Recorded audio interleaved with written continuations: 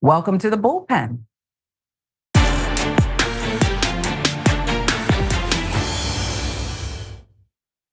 And this is the bullpen, and we'll call it a reunion of sorts. Loyal fans of Indisputable will remember when we last had on Judge Erica Hughes and Amber Boyd-Cora Esquire, who came on before their primary elections, unjustly targeted. You were, and we'll revisit some of that ugliness, but good conquers evil, even though there's more work to be done, because you ladies are back today because you've won. You've won your primary elections. Great victories, but the general election today. Let's talk about all of it if we can. And Judge, we'll begin with you. Remind people some of the hurdles, some of the ugliness that you faced. During my election, I was challenged to remain on the ballot, indicating that I committed 102 forgeries with 102 forged signatures. A lawsuit was filed, and then non-suited. And then we went to the Court of Appeals. The Court of Appeals denied the request to have me removed from the ballot for the March primary. Went to the Texas Supreme Court. Again, the Texas Supreme Court ruled in my favor and allowed me to remain on the ballot. Sometime after, I received a letter from a donor of my opponent and on a law firm's letterhead, which is a large law firm in the United States, indicating my name individually, Erica, calling me a political animal, asking me who did I think I was to run for this seat. And so it's been a whirlwind. And up until the election time, probably right about the time early voting started, this has persisted from the time I filed until the actual election. Out and loud with it. Amber, I know that you too have a story to tell. Remind people, our loyal viewers remember you, but for those who are just tuning in, the ugliest things you face.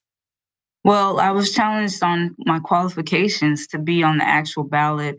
A lawsuit, well, a mandamus is what we would call it, was filed with the Supreme Court, asking me to be taken off the ballot based on some questions that were subjectively felt like that my opponent felt like I needed to be off the ballot. So after that, the Supreme Court actually ruled against and kept me on the ballot. Thankfully for that, I was able to continue to run my race and be on the ballot.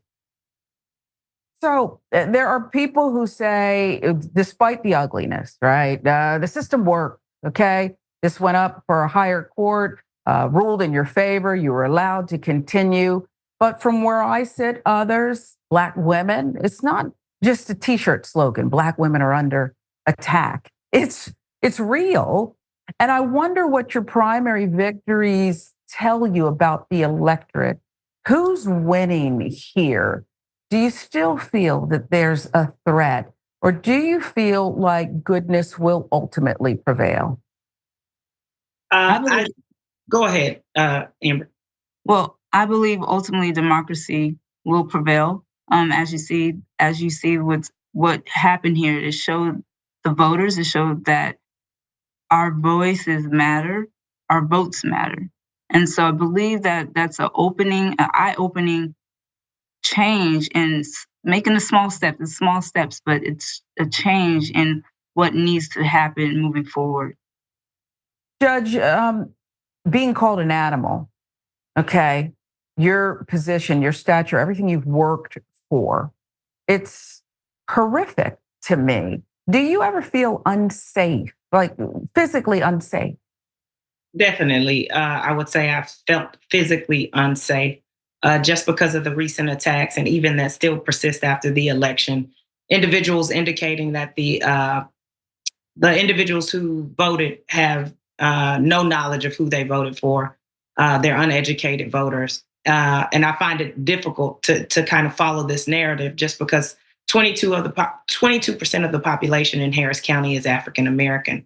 But in this election cycle, 65% of the voters were women, number one, and 40% of the vote was African American. And so the same kind of statistics surround elections here in the last 10 years. And 10 years ago, the voting base was educated. Now, this time when we won, they are uneducated. And so the attacks still come and just in a different way. And I don't necessarily feel safe at all times. But luckily for me, I do have a military background and a concealed handgun license. And so that makes me feel better, but not safe. And my dad indicates that I need to make sure I'm carrying at all times. Wow. Well, for those who may be eavesdropping on the conversation who didn't hear it correctly, she ready? Okay, is another way of putting that. I wonder what you make, though, Judge, of the moonwalking back from an intelligence selection, so much of the electorate not really understanding or knowing the issues. Is it by choice? Is it because of disinformation campaigns, dirty tactics? What's your assessment? I think it's a combination of all of those things and individuals realizing that African American women are one of the highest voting bases in the country, and specifically even in Harris County, and that women's voices are beginning to be heard. And so now you want to create a false narrative that the elections have uneducated voters, or that the elections aren't valid, when in fact, in all of our cases, I think the people's voice, democracy prevailed. People took note of these cases specifically. Thank you guys for highlighting it. It has become national news, and individuals recognize what happened and what our opponents did, and they spoke loudly, and it was resounding. We are the winners. Amber, I guess my question really, you both present in a way that is strong. Okay, you're beautiful women, but you're strong, obviously capable, no matter what the lies that are told about you. I wonder about the network of other powerful women like you, women with resolve. How much do you depend on this sisterhood, even across state lines? Are there groups and are there sessions that you have where you can call on others to keep strong in the game? Yes, there are plenty of. I've had plenty of fellow women and people in general that have reached out and said, "I support you. I understand." And I just want to make sure we understand, the audience understand, the First Court of Appeals, the position I'm running for. First Court of Appeals Place 9 was established in 1892.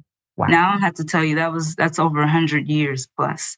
And so for me to uh, stake a claim or try to position myself to be in the candidacy for position on that court is a big deal. And therefore, my circle of people who were supporting me was very wide, and I'm thankful for that, because without that, it takes a lot. It takes a lot to actually challenge that establishment. Yeah. Ultimate victory would be monumental and very important.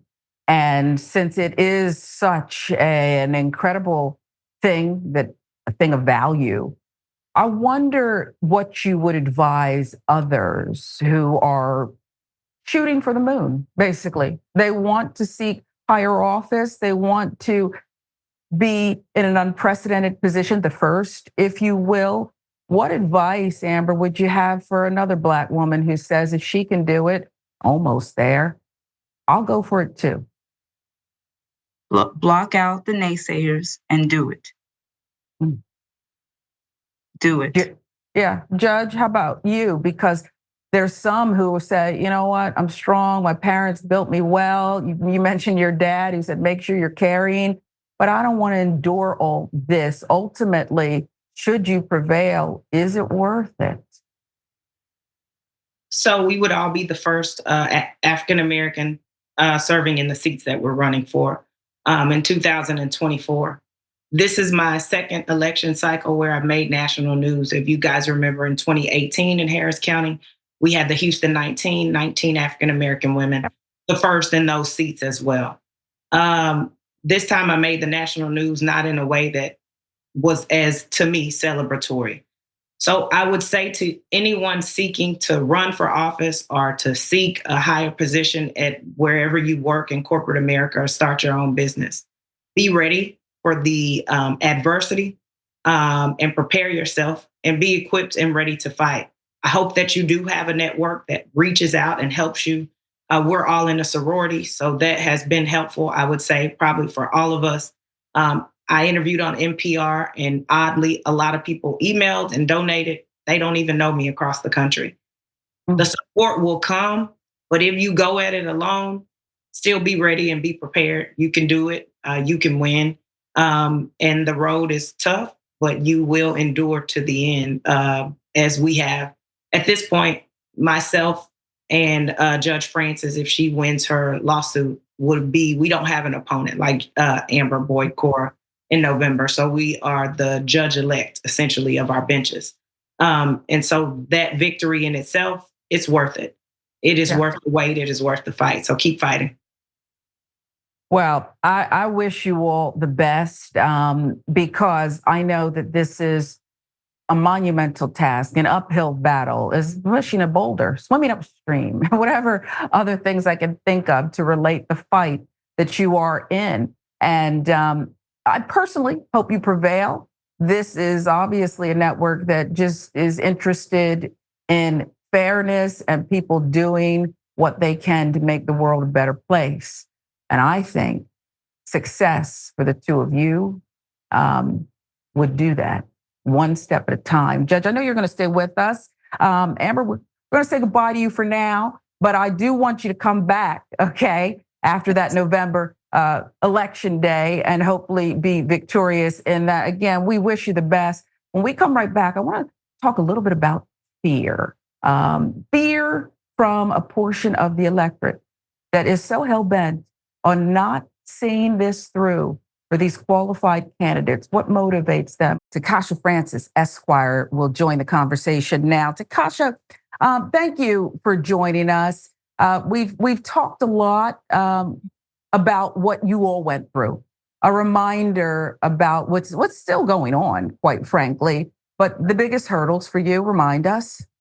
So, as previously mentioned, the incumbent judge, who's been there for 16 years, has filed a frivolous lawsuit challenging my eligibility and qualifications to run for judge by asserting, in his subjective opinion, not the law's opinion, that I have not practiced law the last 8 years, as required by the Texas Constitution. So we are currently still in litigation that he filed January 4th of 2024. One of the first lawsuits in Harris County to bring in the new year. And on primary election day, I was in court on a temporary injunction hearing that he filed to ask the court to make a declaratory judgment that I not be listed as the Democratic nominee should I win the primary later that day. Now, I did win the primary election later that day at 55% of the vote. Over 83,000 people saw through the foolishness, and they voted to make me the Democratic candidate for this seat. I do not have a Republican opponent, so this is it. And all of this is so that he could secure an uncontested win, and in the process, besmirch my reputation and character. So that's where we are. We are still set for trial next week. Week after next on the 25th. And we have a couple of hearings next week, which I hope will bring us a little bit closer to resolution. But clearly the people of Harris County have spoken, and that's what we need to respect. Yeah, isn't that what it's all about? Such a frivolous waste to hear that your qualifications are being questioned, that there's a request, literally, on the books for voters to be disenfranchised. That's really what I heard you say. I want to talk, Judge, if we can, about this theme. It almost seems like birthright, where you have white men in power who have never ceded it, saying, "Oh no, these are contests in name only. This is my birthright. I stay as long as I choose to. And how dare you file paperwork to challenge me? How dare you?" Let's talk about that fear. What do they think is going to happen if a new voice, if a new person wears the robe, sits in the chair and adjudicates things? Well, I believe you're talking about systems that have been in place where you have the opportunity to take away someone's power, and you also affect the financial system as well that's in place, because we're running for civil court. These are multi-million-dollar, even billion-dollar cases and lawsuits where individuals make money. And so you have a history of white males sitting in these seats in Harris County. And so when you change the narrative, they believe or they don't know what to expect. And so it scares the bar, the attorneys practicing, and the judges. Again, they don't want to lose power because they've been in these seats, which belong to the people. We're paid by taxpayers' dollars. It's a 4-year term. So that means in 4 years, Takasha Francis Esquire and myself could in fact have an opponent, because that is what democracy is about. That is why we have a Democratic primary, a Republican primary, because you choose the best candidate to represent your interest and your party to go to November. And that is the purpose and what this country says it was built on, when it's beneficial for individuals and systems to remain in power. But when they believe it's being challenged, or that the power may shift to an African American female, then the system comes into question. And in fact, it's said now they're going to petition to the legislature.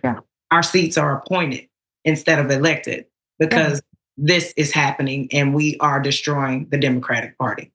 Yeah, let's change the rules. Go ahead. And let me also add, in the last legislative session, to what Judge Hughes just said, here in Texas, our legislators have created special corporate courts that will hear certain corporate cases, and those judges will be appointed by the governor. So there's already a move towards removing a certain level of impartiality, and there's a huge debate around whether or not judges should be appointed versus elected. And as Judge Hughes said in the last segment, I think it's important that, voters pay attention to that, because when you have one person making a decision who can make a decision about a person who can literally make decisions to change your life in an instant, you have to sit up and pay attention. Yeah. And when corporations are allowed to do what they wish and get away with it, I mean, you ladies sitting and seeking the positions that you are have to be a lot more careful with your language. But what I hear is the fix is in. And that goes on in jurisdictions throughout the United States and beyond our borders. I want to ask both of you about this brotherhood. That's really what all three of us are speaking to, because many a Black woman, those who have broken through that glass ceiling, find that waiting for them on the other side is not open arms, is not cooperation. What do you expect when you prevail? Judge, you first. So there are 24 seats like the ones that we run for sitting in Harris County. 2 of the judges luckily ran with me in 2018 as a part of the Houston 19. So they're already in the seat. Thank God for Takasha Francis going into the seat as well. And so you can imagine 24 votes, you need 13 to get things passed or to move the needle for the civil district courts in Harris County. And so what I expect is to get on the bench, and there is systems in place. We don't have the majority vote. And so it will be a situation where you're trying to work together and work across lines to get individuals to move the courts forward in a positive way and to change the narrative of the civil district courts in Harris County. And people, of course, don't want that or don't expect it. They have done things a certain way for so long, but it's time to change the judicial system.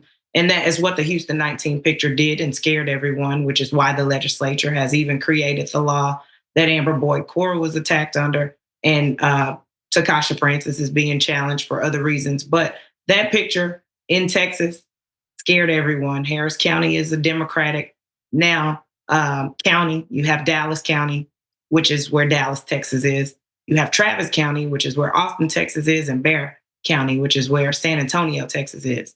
If you combine those, they're Democrat, but the rural areas of the state remains Republican and red.